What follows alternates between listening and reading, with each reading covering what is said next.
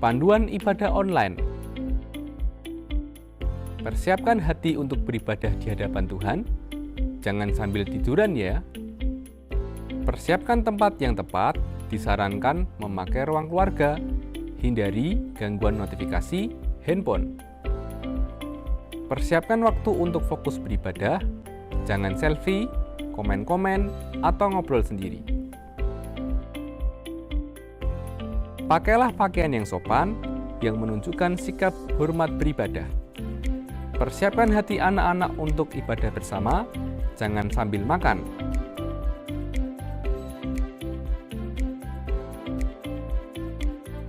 Selamat beribadah.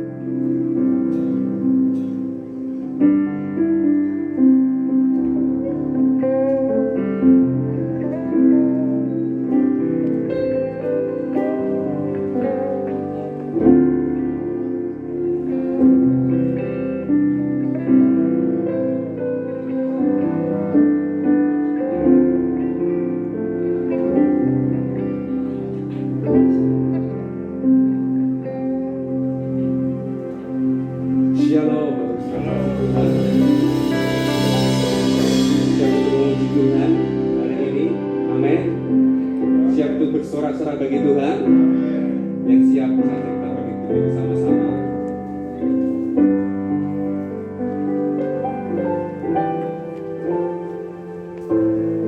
Mari kita berdoa lebih dahulu. Kami bersyukur Tuhan atas kasih dan anugerah pagi hari ini. Terima kasih atas setiap kesempatan, setiap anugerah, setiap berkat penyertaan perlindungan buat kami Bapak. Kau Allah yang sangat baik, Tuhan yang luar biasa dan menyenangkan. Dalam pagi hari ini kami datang dengan berdoa, kami bersorak-sorak bagi Engkau, karena Kau Tuhan yang luar biasa dan menyenangkan. Kau Tuhan yang dahsyat. Terima kasih Tuhan. Sambut kepada pada hari ini hanya di dalam nama Tuhan Yesus. Haleluya. Amin. Mari kita berdoa.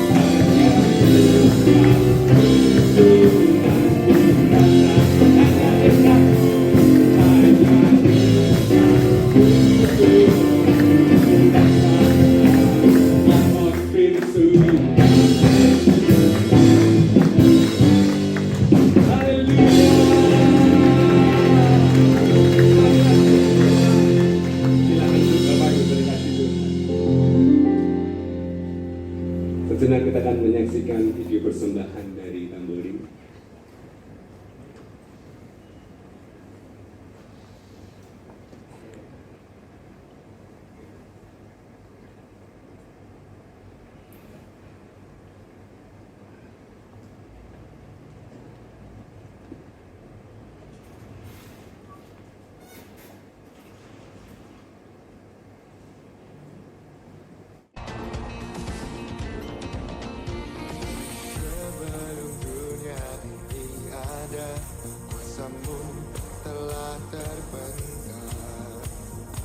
Sepanjang sejarah manusia, tak ada yang sanggup menyangkali Kau Alfa Omega, Tuhanku luar biasa.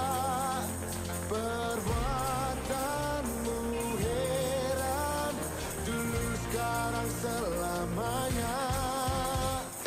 Lakukanlah lagi keajaiban dalam nama-Mu Tuhan.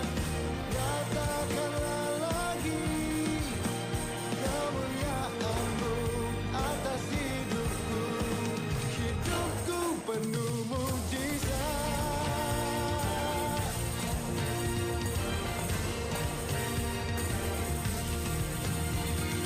Sebelum dunia ini ada, kuasa-Mu telah terpenuh. Sepanjang sejarah manusia, tak ada yang sanggup menyangkali Kau Alfa Omega, Tuhanku luar biasa. Perbuatanmu heran, dulu sekarang selamanya. Lakukanlah lagi keajaiban dalam nama-Mu Tuhan. Nyatakanlah lagi kemuliaan-Mu atas hidupku. Hidupku penuh mujizat.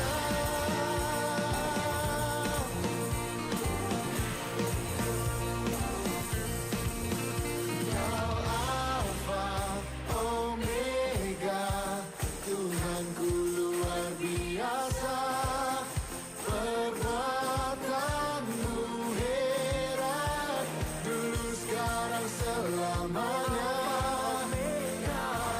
Kau Alfa Omega, Tuhanku luar biasa. Dulu sekarang selamanya.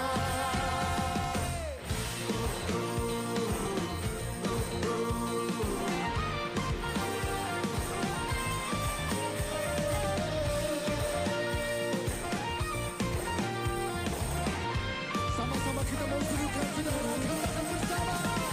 Lakukanlah lagi keajaiban dalam nama-Mu Tuhan.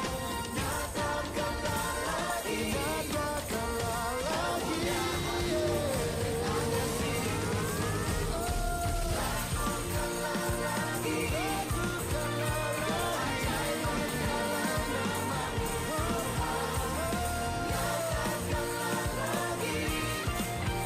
kemuliaan-Mu atas hidupku. Hidupku penuh mujizat. Kita mau katakan sekali lagi dengan iman. Say, hidupku penuh mujizat.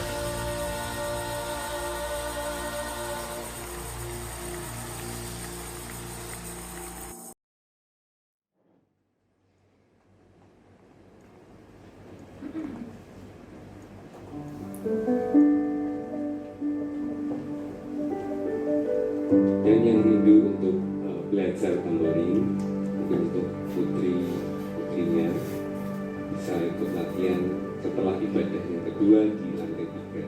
Setiap selesai ibadah kedua, kemudian latihan tamborin. Sekali lagi kita katakan kepada Tuhan, saja kita akan ikuti bersama-sama sekali lagi. Kita tahu hidup kita adalah anugerah Tuhan.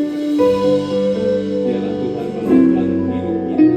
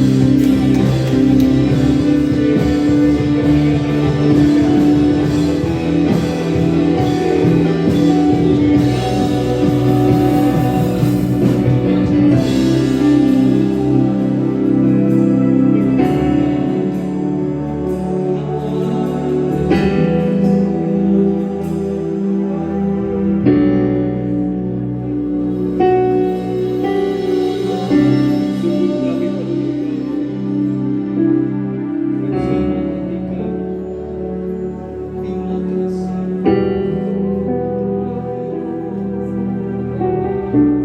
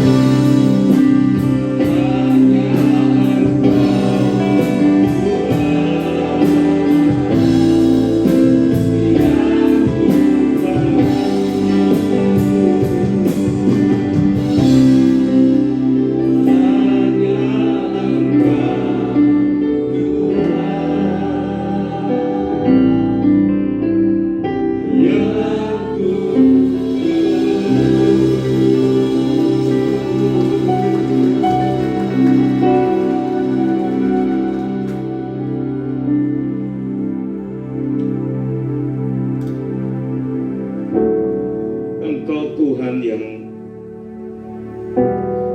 hadir, Engkau Tuhan yang menyapa setiap kami pagi hari ini. Kami memerlukan-Mu, Roh Kudus, kuasai hidup kami.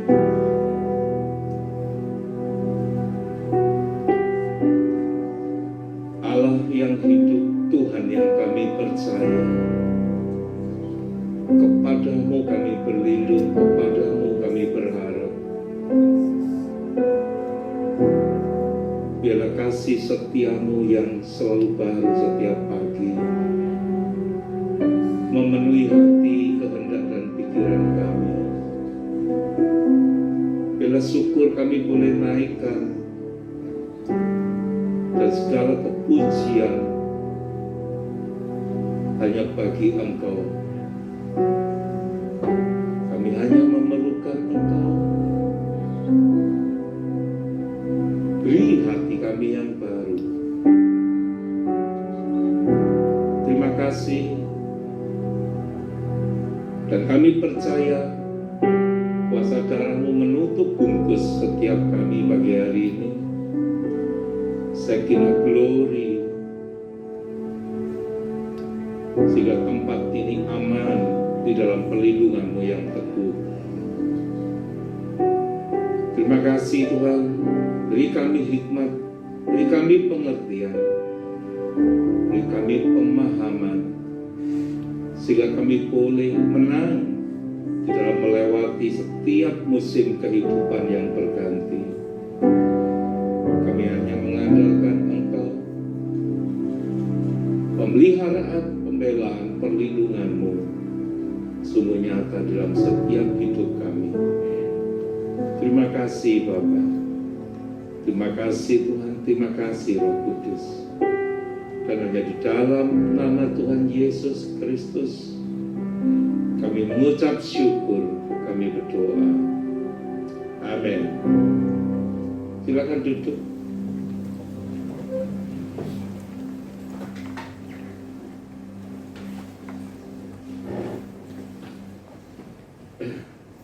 Shalom, selamat pagi. Apa kabar? Baik ya, puji Tuhan. Pagi hari ini mari kita belajar bersama-sama apa yang sedang kita hadapi dalam hidup ini. Karena tanpa memahami, tanpa kita mengerti, kita akan mengalami satu kebingungan untuk melewatinya. Biarlah Roh Kudus terus berbicara, berkata, menyempurnakan pemahaman ini. Jemaat yang dikasihi Tuhan, di tengah pandemik, jadi 2 tahun ini kita sering kali dengar berbicara soal pandemi COVID-19, beritanya itu terus seperti itu. Di tengah pandemik yang kita lewati, biarlah hati kita tetap menyala dan terus menyediakan diri kita sebagai bejana untuk mengalirkan kasih-Nya. Kasih Tuhan itu selalu baru setiap hari, setiap hari yang baru. Percayalah, ada berkat yang baru, ada anugerah yang baru. Tidak pernah terlambat, setiap pagi tetes embun itu ada, menyegarkan, memberikan sesuatu yang kita perlukan. Sungguh kasih setianya adalah kekuatan kita, dan biarlah kita terus berharap kepadanya. Pandemik ini memporak-porandakan aspek kehidupan di segala bidang. Berbicara soal relation, berbicara soal hubungan. Banyak kita dapati tulisan-tulisan, kalau dulu kumpul, sekarang tidak seperti itu.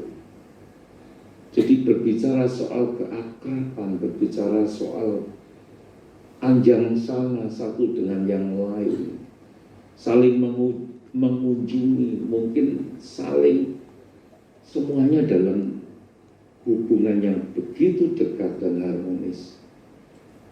Ya. Kalau dulu sekolah nggak boleh bawa HP, apalagi laptop, ya kan, bisa sama gurunya disetrap kan gitu. Sekarang diharuskan bawa HP ataupun laptop. Ya. Banyak hal, musim kehidupan yang berganti. Nah, berbicara soal kesehatan, kalau dulu namanya dokter berharap pasien itu datang. Sekarang ada pasien datang, dokternya pun juga ada ketakutannya. Keadaan sudah berubah. Berbicara soal ekonomi, hampir seluruh dunia. Kalau berbicara tentang pertumbuhan, ada yang bahkan sampai minus, stuck. Sehingga banyak sekali berbicara soal lapangan pekerjaan. Semua digoncangkan. Dan saya merenungkan kebenaran firman berkata, pada akhir-akhir zaman semua digoncangkan. Dan itu tergenapi. Allah yang setia membela firman-Nya. Perhotelan, pariwisata, penerbangan, semuanya kacau. Bahkan tidak jarang kita mendengar, oh itu bekas pilot, sekarang jualan mie ayam.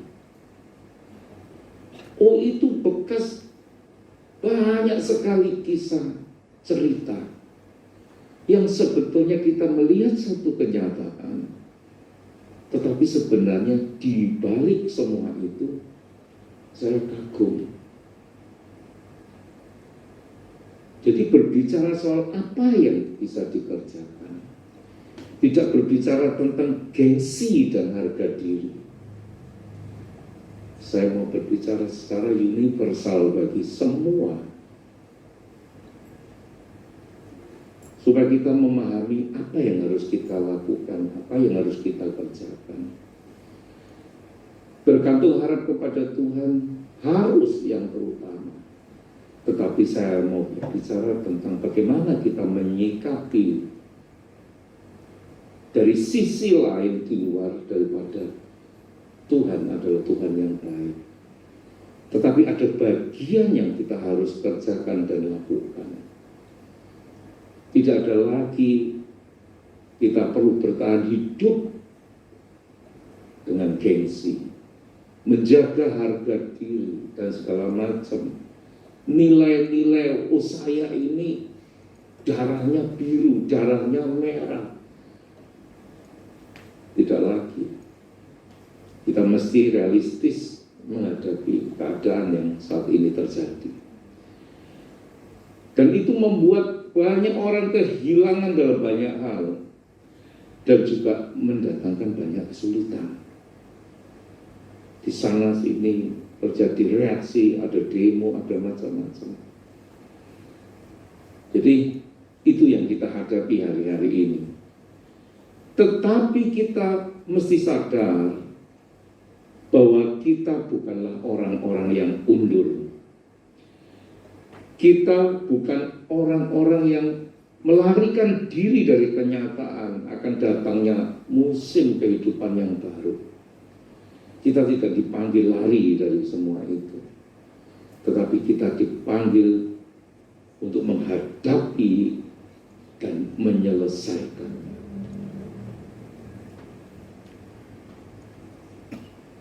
Ada satu quote yang berkata, tough time never lasts, but tough people do.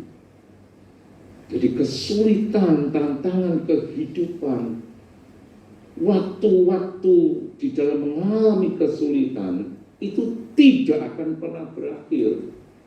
Tetap ada selama kita hidup.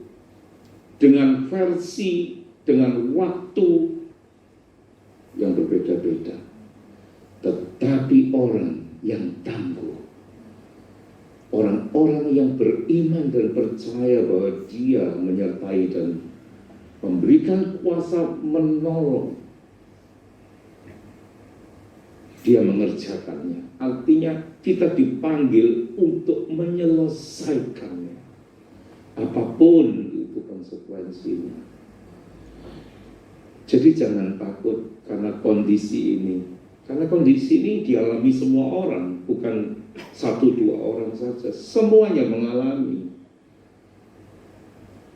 Kita ini memiliki Tuhan yang hidup, Tuhan yang memberikan nasihat serta melindungi. Di dalam Mazmur dituliskan, pada waktu malam nuraniku mengajari aku. Apa yang di dalam itu mengajari aku. Roh Kudus ada di dalam kita. Dia selalu berbicara dan mengajar kita untuk kita cakap melewati semua hal. Nah, mari kita lihat dalam Amsal pasal 4 ayat yang ke-23. Ini sederhana, tetapi ini kunci dari kehidupan. Amsal pasal 4 ayat 23, jagalah hatimu dengan segala kewaspadaan, karena dari situlah terpancar kehidupan. Kehidupan itu bersumber daripada hati. Jaga hatimu dengan segala kewaspadaan, karena dari situlah terpancar kehidupan. Bahasa yang mudah dimengerti adalah jagalah hatimu baik-baik, sebab hatimu menentukan hidupmu. Jagalah hatimu baik-baik, sebab hatimu menentukan hidupmu. Mari kita belajar yang terkadang kita tanpa sadar, bahwa semua itu bersumber daripada hati. Terkadang kita mengira itu sesuatu yang lain, tetapi sumbernya adalah hati. Lukas pasal 6 ayat 45 di sana menuliskan, orang yang baik mengeluarkan barang yang baik dari perbendaharaan hatinya yang baik, dan orang yang jahat mengeluarkan barang yang jahat dari perbendaharaannya yang jahat, karena yang diucapkan mulutnya meluap dari hatinya. Kalau hati ini terisi dengan segala yang baik, yang keluar, yang dipikirkan, yang diucapkan adalah yang dikerjakan, itu juga baik adanya, karena keluar dari perbendaharaan, karena keluar dari stok yang ada di dalam hati. Tetapi ketika perbendaharaannya itu jahat, maka yang keluar, yang dipikirkan dan yang dilakukan adalah yang jahat. Jaga dan berusaha untuk hati tetap menjadi baik. Harus menjaga sekaligus berusaha, tidak serta-merta hati itu kemudian akan jadi baik sendiri. Harus berusaha menjaga hati itu baik, supaya segala yang baik itu tertampung di dalam perbendaharaan hati kita. Dan setiap apa yang kita kerjakan itu merupakan satu wujud kebaikan yang ada. Tentu harus tulus dan tidak mengada-ngada. Jaga dan berusaha untuk hati tetap menjadi baik, agar dari perbendaharanya yang baik itu keluar sesuatu yang baik, barang yang baik, dari hati kepada pikiran, dari pikiran kepada ucapan, dari ucapan kepada tindakan. Jika semua itu baik, dari situlah kita akan beroleh kehidupan yang baik. Saya sungguh sangat percaya ketika segala sesuatu yang baik itu menguasai dari hati kita, pikiran kita, ucapan kita, tindakan kita, itu akan kembali mendatangkan kebaikan bagi hidup kita. Oleh karenanya dikatakan dari hati terpancar kehidupan. Sumber dari segala apa yang kita terima itu dari hati.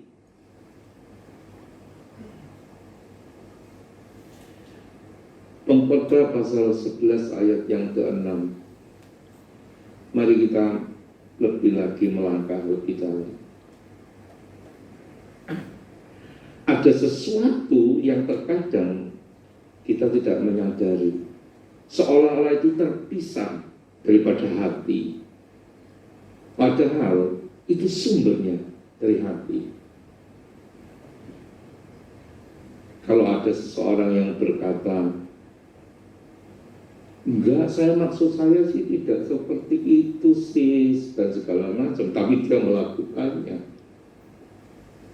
Apa yang dia lakukannya, itu apa yang dia pikirkannya. Apa yang dia pikirkannya, itu keluar dari hati. Ya cuma pembelaan, pembenaran saja. Ya oke lah, accept ya. Kita mesti berusaha belajar untuk memaafkan. Pengkhotbah pasal 11 ayat yang ke-6, taburkanlah benihmu pagi-pagi hari, dan janganlah memberi istirahat kepada tanganmu pada petang hari. Karena engkau tidak mengetahui apakah ini atau itu yang akan berhasil, atau kedua-duanya sama baik. Jadi mengerjakan sesuatu, dikatakan jangan beri tanganmu istirahat. Taburkan pagi-pagi. Kalau itu ada dua yang dapat engkau kerjakan, kerjakan. Karena engkau tidak tahu mana yang baik, ini atau itu. Atau dua-duanya akan menjadi baik dan berhasil. Artinya kita harus rajin dalam mengerjakan segala hal dengan gigih dan tanpa lelah. Dan saya tambah, itu wajib dan harus.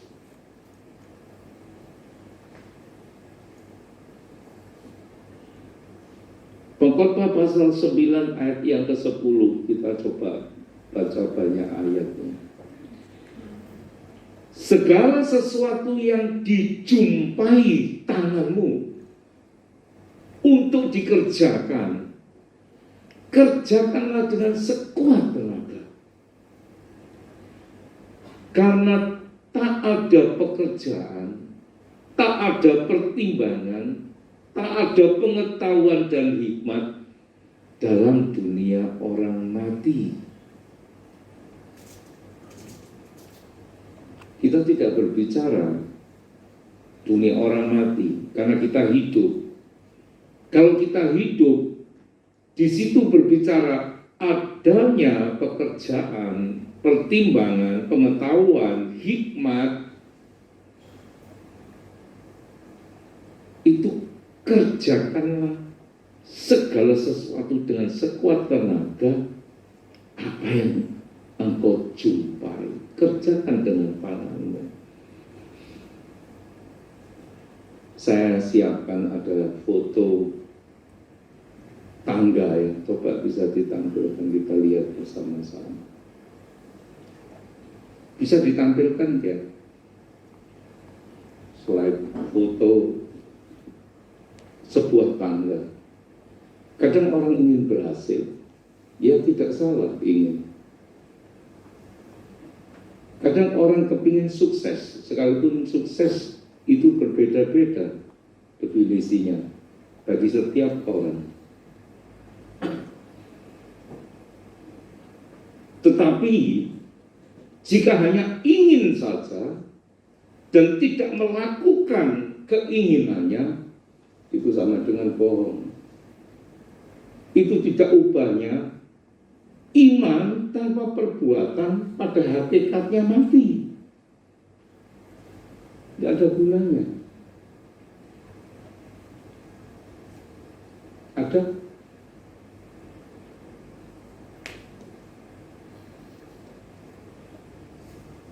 Kita tunggu ya, supaya nyambung nanti, supaya ada satu pemahaman yang lebih clear yang bisa bersama-sama kita tangkap pagi hari ini.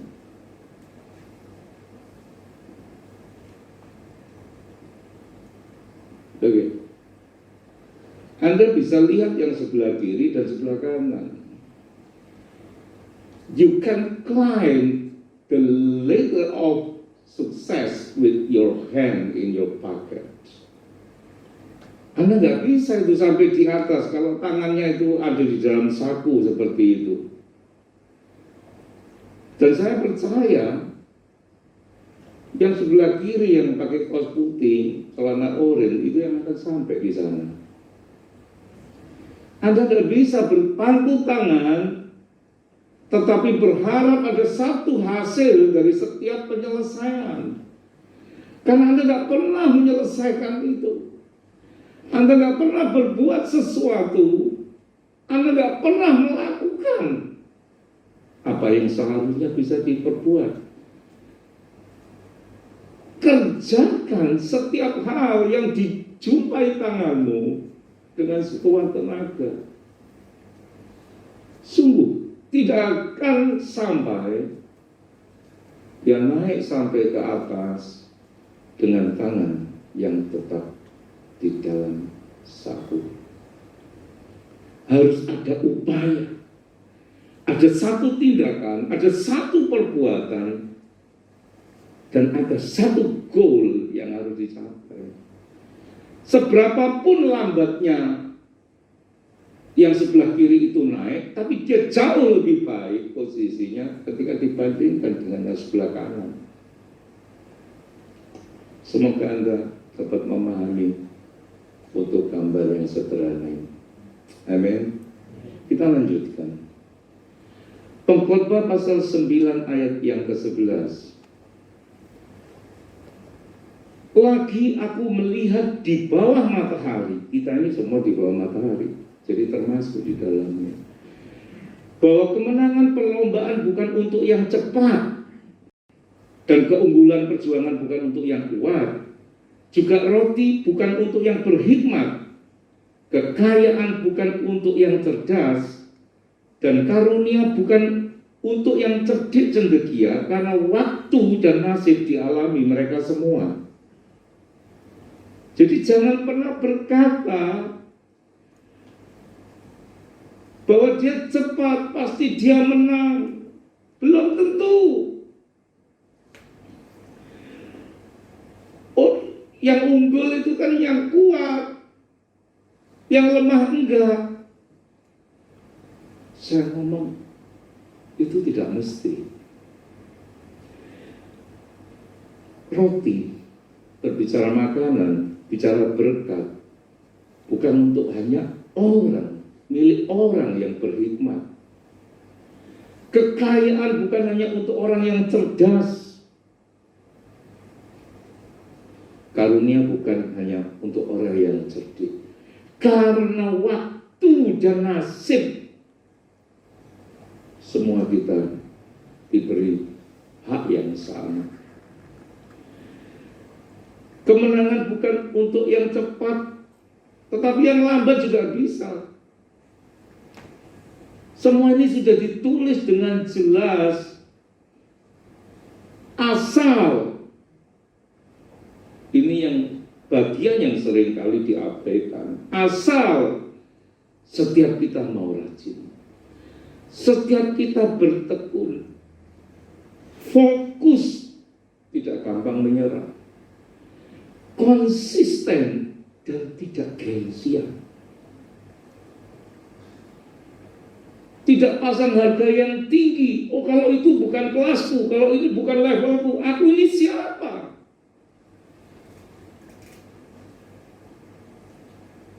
Firman Tuhan berkata, semua kita bisa. Yang menghalang-halangi adalah kesombongan yang tersembunyi. Kenapa saya harus berbicara ini? Saya coba renungkan.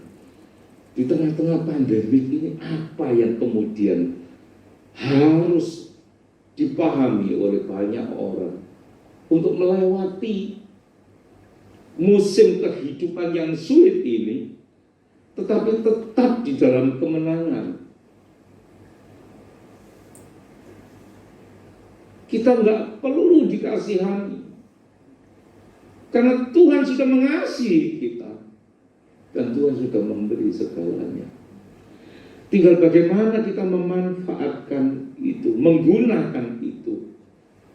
Sehingga apa yang telah diberi Tuhan kembali kepada Tuhan. Apa yang diberikan Tuhan kita kembalikan sebagai kemuliaan yang menjadi miliknya. Mari kita lihat sesuatu yang lucu, yang mungkin sudah lama kita nggak lihat. Waktu kanak-kanak kita ngerti ceritanya.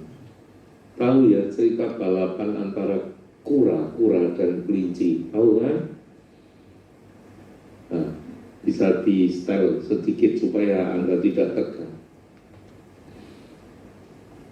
Perhatikan, bukan sesuatu ceritanya saja, tapi satu nilai di balik semua yang ada.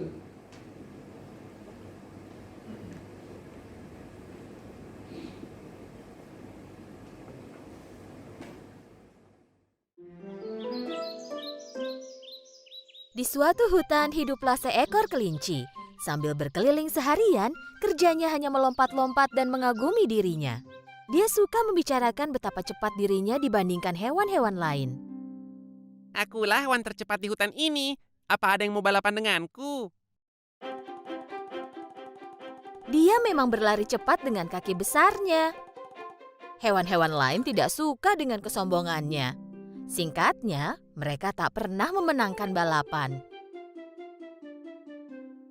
Ya, aku menang lagi. Kenapa? Karena aku cepat. Kemanapun dia pergi, kelinci akan berkata, "Aku sangat cepat, tak akan ada yang bisa mengalahkanku." Kata-katanya mulai mengusik semua hewan di hutan. Oke, dia mungkin yang tercepat, tetapi fakta dia mengatakan dan memamerkannya tidaklah pantas. Seseorang harus memberi dia pelajaran untuk menyadarkannya. Semua pembicaraan antar hewan di hutan itu sampai kepada kura-kura. Kura-kura berjalan sangat lambat. Butuh seharian baginya untuk menempuh jarak yang dapat dicapai kelinci dalam waktu 1 menit. Kura-kura berharap dia bisa berpapasan dengan kelinci suatu hari. Dia pergi kepada hewan lainnya dan memberitahu mereka bahwa dia ingin balapan dengan kelinci. Kau ingin balapan dengannya? Bahkan hewan tercepat pun tak bisa mengalahkan kelinci. Apalagi kau. Serahkan saja kepadaku. Kura-kura pergi mendekati kelinci. Selamat siang, kelinci. Aku sudah mencarimu. Kelinci bertanya dengan penasaran. Memangnya kenapa kau mencariku? Ku dengar kau adalah hewan tercepat di hutan. Tepatnya kaulah yang berpikir begitu.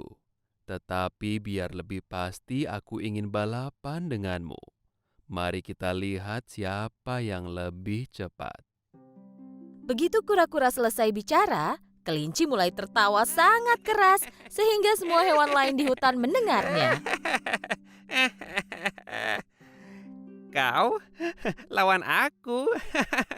Kau bercanda. Tak mungkin kau bisa mengalahkanku. Saat kau selesai satu langkah, aku sudah melewati garis akhir. Kita tidak akan pernah tahu jika kita tidak balapan. Oke, kalau gitu bersiaplah. Kita balapan besok pagi. Ketika kura-kura mulai berjalan pergi, kelinci melanjutkan tertawa.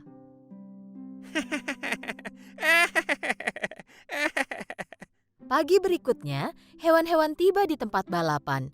Mereka melihat kura-kura sudah menunggu di garis awal, siap untuk berlari.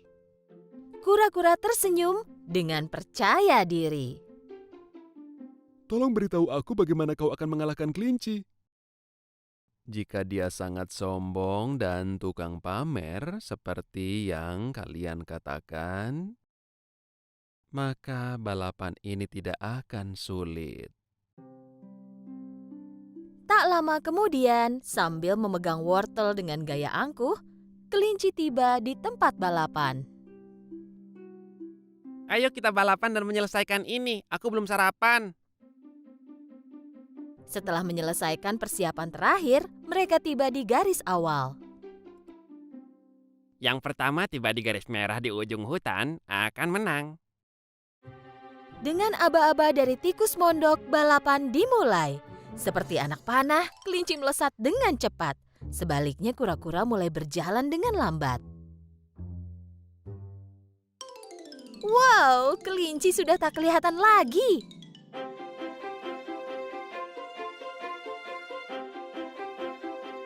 Hewan-hewan yang menyaksikan balapan berpikir bahwa kura-kura akan kalah. Setelah berlari sebentar, kelinci berhenti dan melihat ke belakang. Tak terlihat ada yang mengejar. Kalau dilihat, kura-kura akan mencapai garis akhir di malam hari. Aku lebih baik duduk dan menghabiskan wortelku. Kelinci menyelesaikan memakan wortelnya. Melihat ke jalan, dari kejauhan dia melihat kura-kura mendekat. Sambil menyeringai, dia berdiri dan melanjutkan berlari. Kelinci hampir mencapai garis akhir.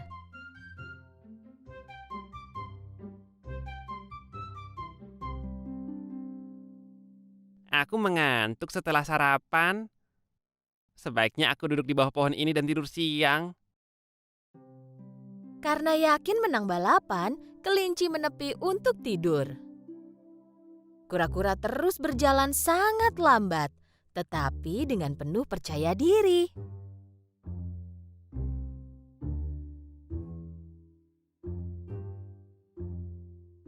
Akhirnya dia tiba di samping kelinci. Dia melihat kelinci tidur nyenyak. Tanpa berhenti, dia terus berjalan.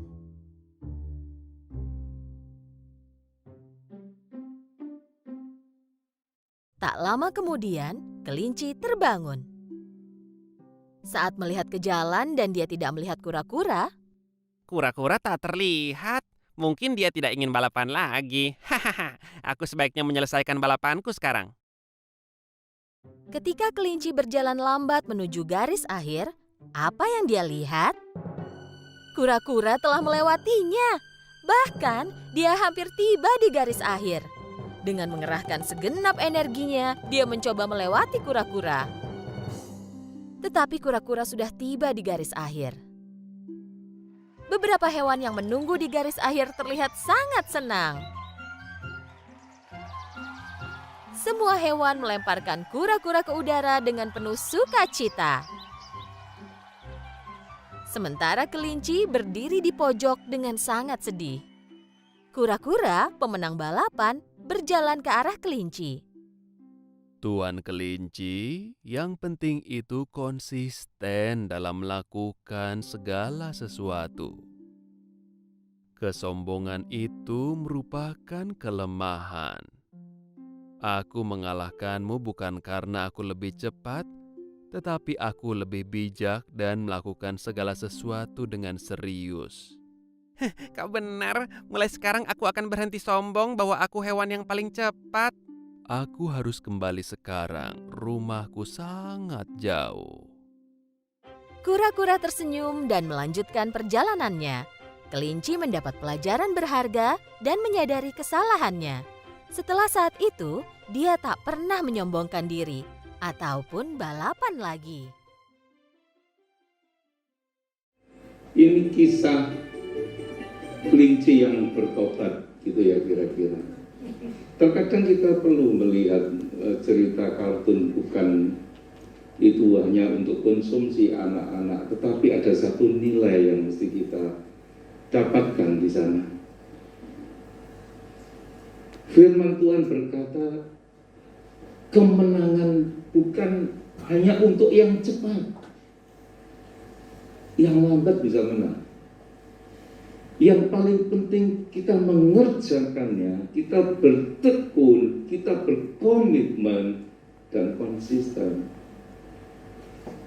Ketika yang lain kehilangan fokusnya, tidak serius, dia tidak mendapatkan sesuatu apa yang dia kerjakan. Dan biasanya kemudian menyalahkan Tuhan. Nah, masa depan yang cerah itu tidak ditentukan oleh nasib. Tidak ada itu. Bagi saya percaya tidak ada. Karena Tuhan mendesain setiap kita dengan rancangan kehidupan yang cerah. Masa depan yang luar biasa di dalam anugerahnya. Masa depan yang gemilang juga tidak ditentukan oleh garis tangan. Bertobat, siapa yang suka lihat garis tangan ini pecah kemana? Jadi nasibku seperti apa? Masa depan tidak ditentukan oleh garis tangan. Bahkan orang yang tidak punya tangan pun kan tidak punya garisnya, bisa punya masa depan yang luar biasa. Yang penting mau berusaha serius. Ketika engkau menabur, engkau menuai. Menabur tidak hanya dikotomi, itu memberi persembahan kepada gereja. Ya. Petani itu menabur benih, dia menuai. Menanam, dia menuai. Tabur kebaikan, dari hatimu akan terpancar kehidupan. Tabur, tabur. Barang siapa tidak menabur, dia tidak menuai. Kalau sampai dia tidak menabur tapi dia menuai, itu tuaian milik tetangganya.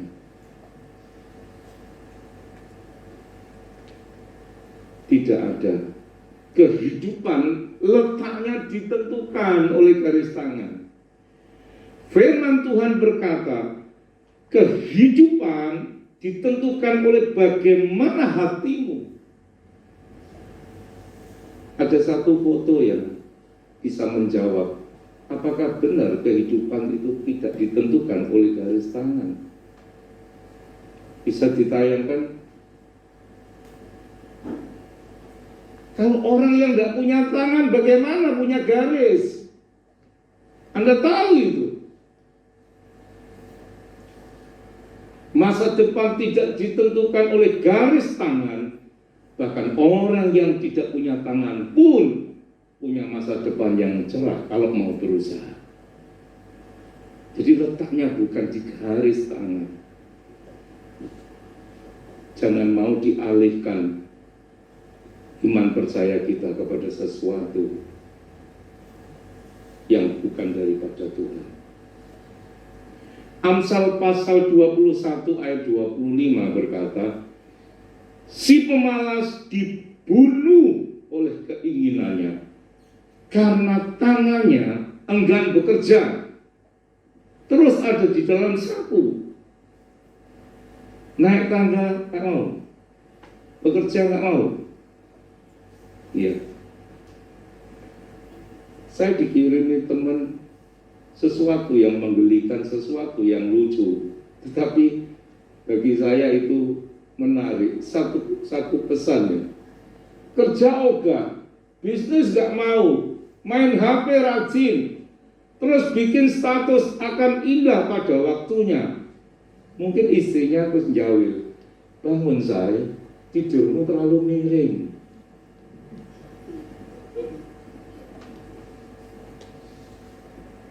Ini mungkin bagi job yang menggelikan, tetapi saya coba renungkan isinya. Tangannya enggan melakukan sesuatu. Dia memanfaatkan firman, dicomot saja. Indah pada waktunya. Anda cek di Alkitab, nya itu bukan nya besar. Indah pada waktunya, nya kecil. Artinya, orang yang bersangkutan harus menciptakan, harus mengerjakan sesuatu, sehingga ketika waktu menuai, karena dia menabur, dia menuai. Anda cek Alkitab. Indah pada waktunya di dalam pengkhotbah. Nya kecil.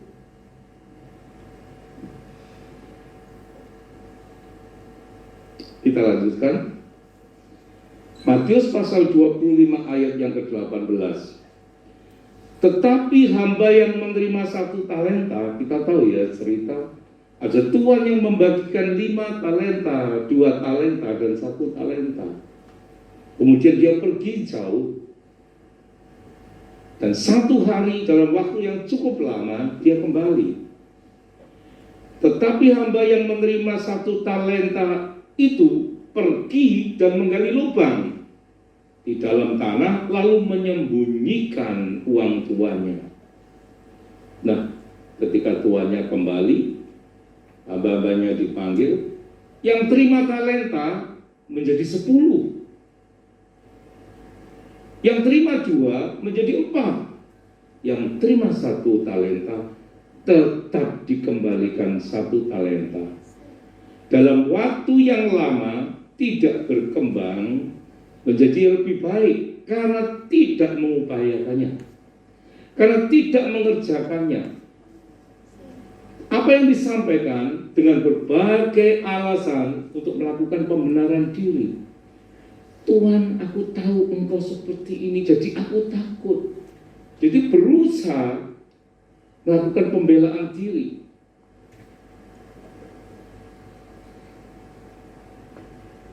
Bekal senjatanya biasanya, kalau itu laki-laki, untuk menutupinya, untuk dia membela kesalahannya, dia, bapak-bapak, dia, oh puji Tuhan, nggak ada yang seperti itu ya. Dia marah. Kalau dia marah, istrinya sudah diam, nggak berani apa-apa. Untuk nutupinya, itu marah. Biasanya begitu. Di ayat yang 26a dituliskan, maka jawab tuannya itu kepada hamba yang dipercayai 1 talenta. Hai kamu hamba yang jahat dan malas.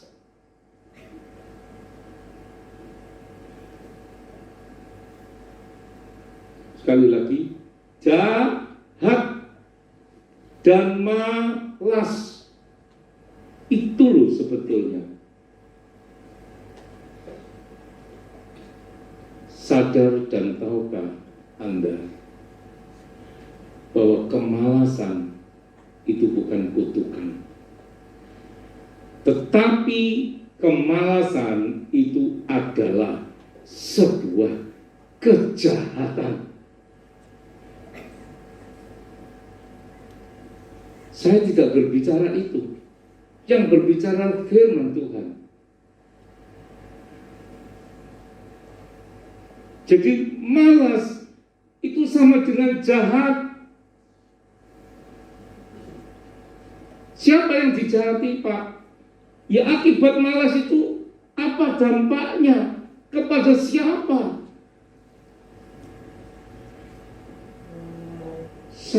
Saya mengasihi, Pak.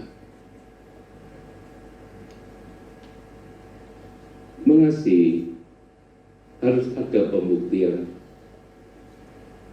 Kalau apa yang diucapkan dengan apa yang dikerjakannya itu tidak sama, tidak matching, itu kebohongan besar.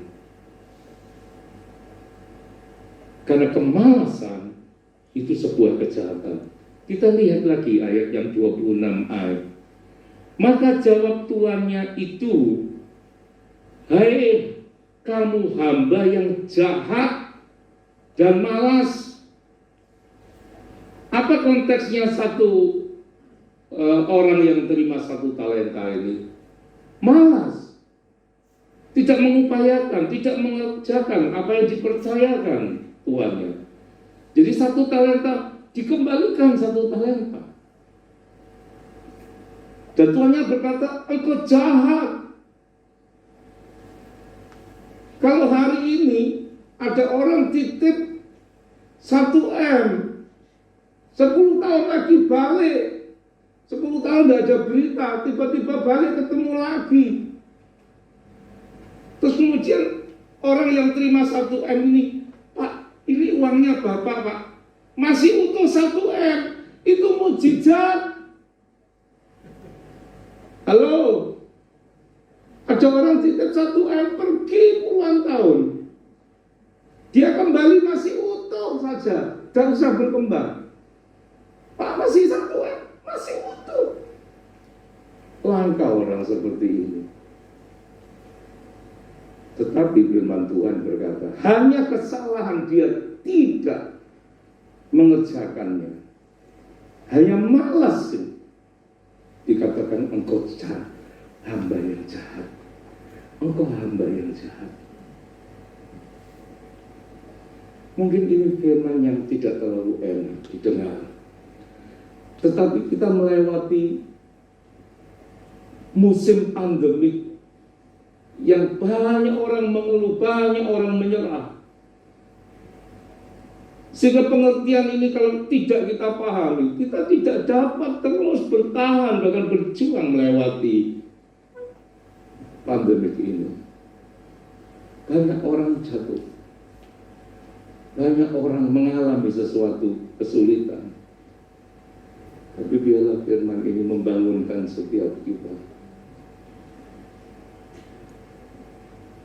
Jadi mari kita berbalik kepada penyediaannya yang mencukupkan kita. Saat kamu mengandalkan kekuatanmu sendiri, kamu akan lelah, burn out,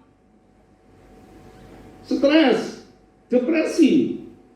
Karena manusia ini terbatas. Tetapi Tuhan yang kita sembah adalah Tuhan yang hidup, Tuhan yang menolong, yang memberi kekuatan.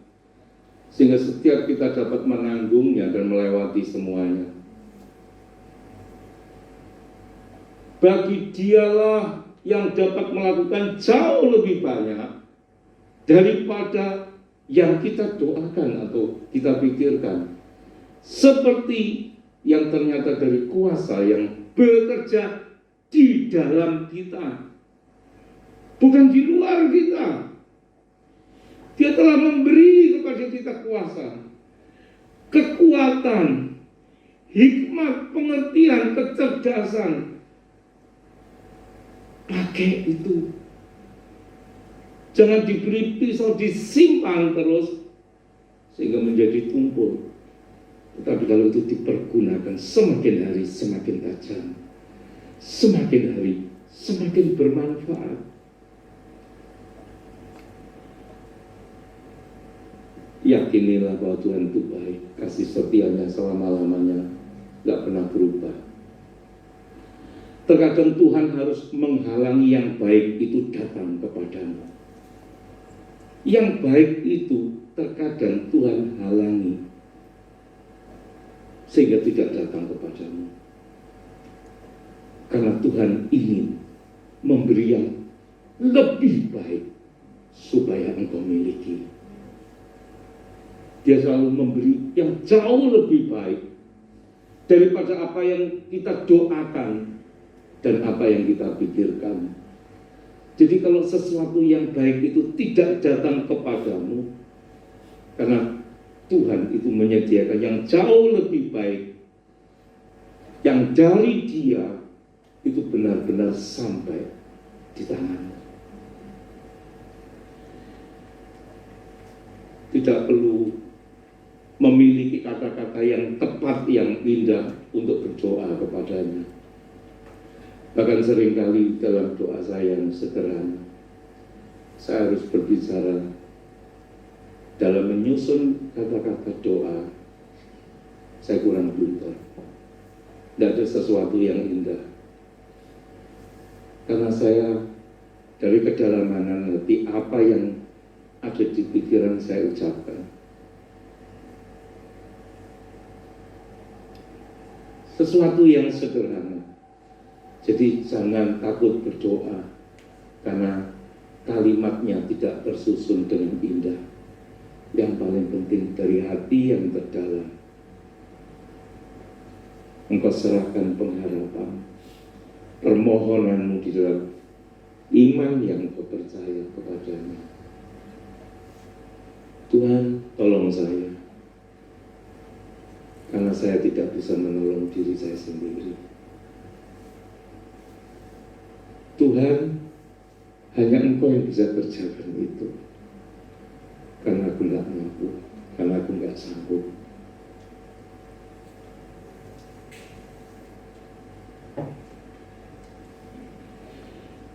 Karena Lukas 11 ayat 10 berkata, karena setiap orang yang meminta, menerima. Dan setiap orang yang mencari, mendapat. Dan setiap orang yang mengetuk, baginya pintu dibukakan. Itu cukup bagi saya.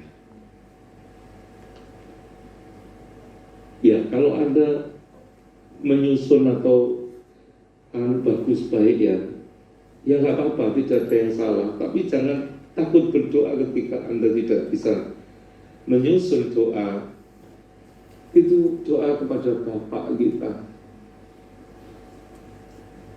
Pak, aku kepingin itu, Pak. Aku percaya kalau aku nggak mampu, nggak sanggup. Tapi kalau Engkau mau, Engkau pasti bisa. Dan Tuhan berkata, apa katamu? Apakah aku mau? Dia langsung kasih. Sederhana. Karena setiap orang yang meminta menerima, setiap orang mencari mendapat, setiap orang yang mengetuk baginya pintu dibukakan. Apapun yang kita lalui saat ini, Tuhan turut melalui bersamamu dan kamu tidak sendirian. Kenapa? Ada perjanjian covenant antara Allah dan manusia, antara Allah dan Abraham bapa kita. Perjanjian covenant itu perjanjian yang tidak bisa dibatalkan oleh apapun dan tetap berlaku. Kalau kita percaya Dia setia, Dia Tuhan yang bertanggung jawab, Dia komitmen untuk membuat kita percaya. Dia bukan cuma ngomong, Dia melakukan bersama-sama kita. Di dalam Kejadian pasal 15 ayat yang ke-17, ketika matahari telah terbenam dan hari menjadi gelap, maka kelihatanlah perapian yang berasap beserta suluh yang berapi lewat di antara potongan-potongan daging itu. Daging korban sebagai bukti sebuah perjanjian. Dan Tuhan juga melewatinya. Artinya Dia mengikatkan diri di dalam perjanjian itu. Dan Tuhan yang tidak pernah ingkar janji.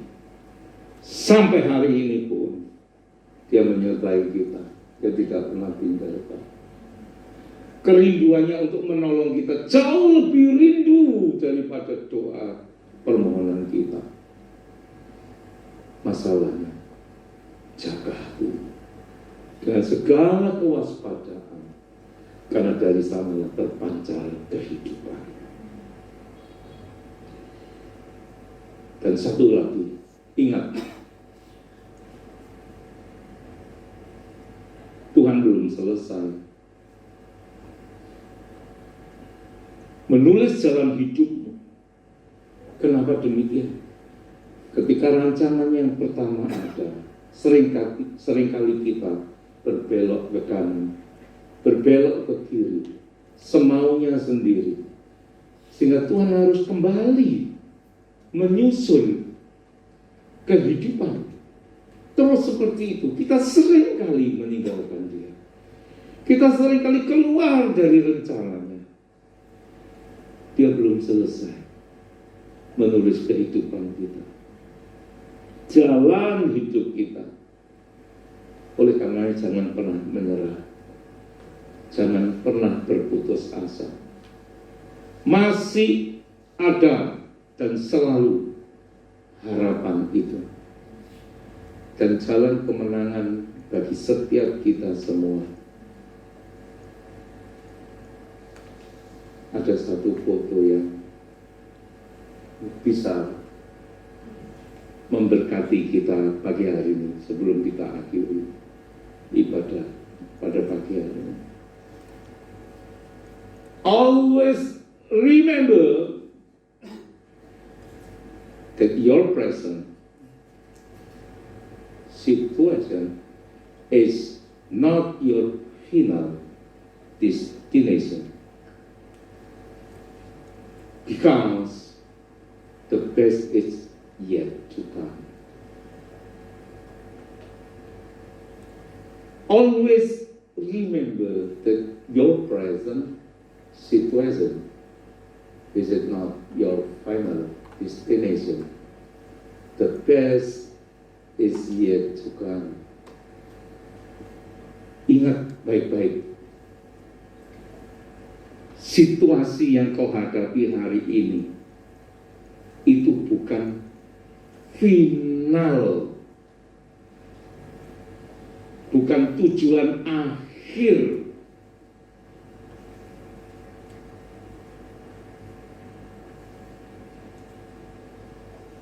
Destinasimu. Karena yang terbaik untukmu itu hanya belum datang. Jadi masih berubah. Mari kita periksa hati kita, supaya kita mengisinya dengan segala kebaikan. Kita pikirkan, kita ucapkan, kita kerjakan. Sehingga dari situ hasilnya, dampaknya itu memberi kita kehidupan. Rajin, fokus, konsisten, komitmen, loyalty, integrity. Ketika semua hal itu kita kerjakan dengan segala kekuatan kita untuk melakukannya, kehidupan itu akan datang. Dan hari-harimu dikatakan engkau akan mendapatkan kebahagiaan. Dan kebahagiaanmu itu tetap, karena berkat Tuhan adalah berkat yang menyelamatkan. Mari kita berdiri. Yang terpenting kita berubah. Kalau setiap kita yang mendengar tidak berubah, saya mau katakan dengan mohon maaf, Anda tidak lebih baik dari sang kelinci. Karena kelinci kemudian berubah dan bertobat. kesombongan yang tersembunyi, gengsi dan harga diri yang tinggi. Semua itu yang menghambat. Karena kita seringkali berpikir, saya tidak seperti itu. Itu bukan levelku.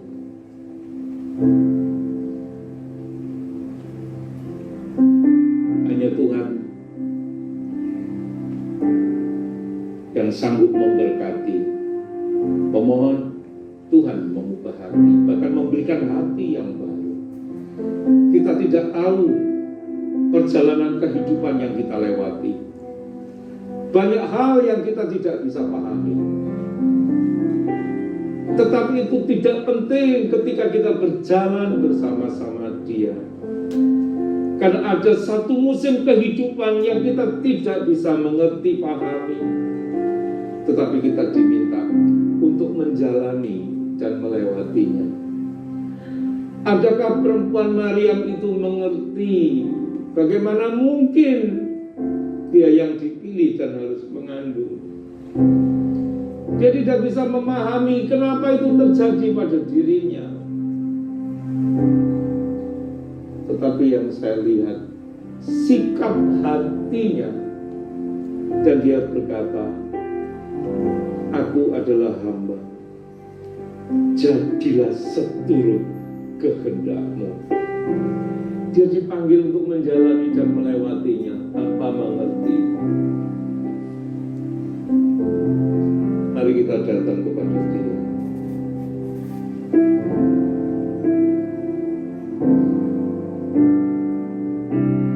Jalan tak tersendiri,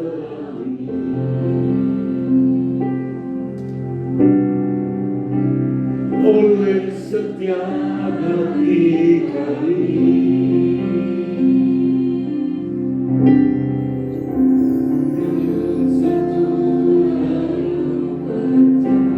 Satu hal ku percaya, ada rencana yang indah yang terduga hasilnya.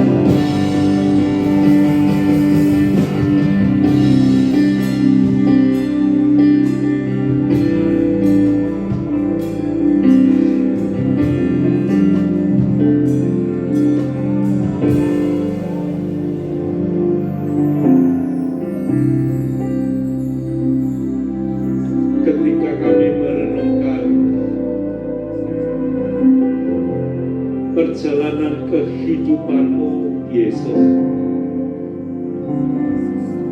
yang pada akhirnya kami dapat simpulkan bahwa hidup untuk memberi. Biarlah keteladanan ini ada di dalam setiap hati kami.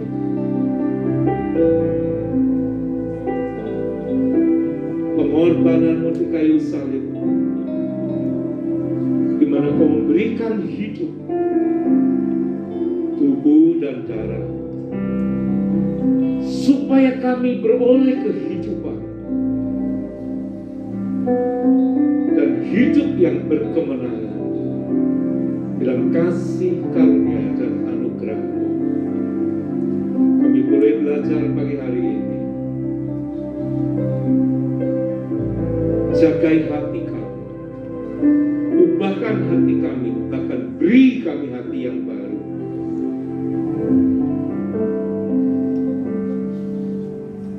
Sehingga lewat kesaksian kehidupan kami, nama-Mu semakin dipuji dan dipermuliakan. Bila benih kebenaran firman yang hidup boleh terus bertumbuh, berakar kuat, dan berbuah-buah tetap. Roh Kudus, ajar kami lebih lagi, hari semakin hari. Tuntun kami, bimbing kami, dan jangan pernah tinggalkan. Segala berkat ilahi-Mu kami boleh terima, yang mendatangkan syukur dan segala kebaikan. Kami percaya berkat-Mu senantiasa melimpah pada setiap anak-anak-Mu. Barang siapa yang mengerjakan setiap apa yang dipercayakan dengan penuh tanggung jawab, sehingga hasilnya akan menyenangkan hati-Mu dan kami beroleh perkenanan-Mu. Engkau pasti dan sudah memberkati, dan kami telah menerimanya. Setiap apa yang dikerjakan umat-Mu, Engkau buat berhasil. Engkau jadikan mereka saluran bejana yang memberkati banyak orang. Terima kasih Tuhan Yesus, terima kasih Roh Kudus. Kami pulang di dalam segala berkat-Mu, penyertaan dan perlindungan. Malaikat-Mu menatang sehingga kami selamat tiba di sampai tujuan tanpa kurang suatu apapun. Roh tubuh jiwa kami sehat, kami kuat karena Engkau. Di dalam nama Tuhan Yesus Kristus yang telah memberkati kita semua, kita berkata, haleluya, amin. Tuhan memberkati kita. Shalom, selamat pagi.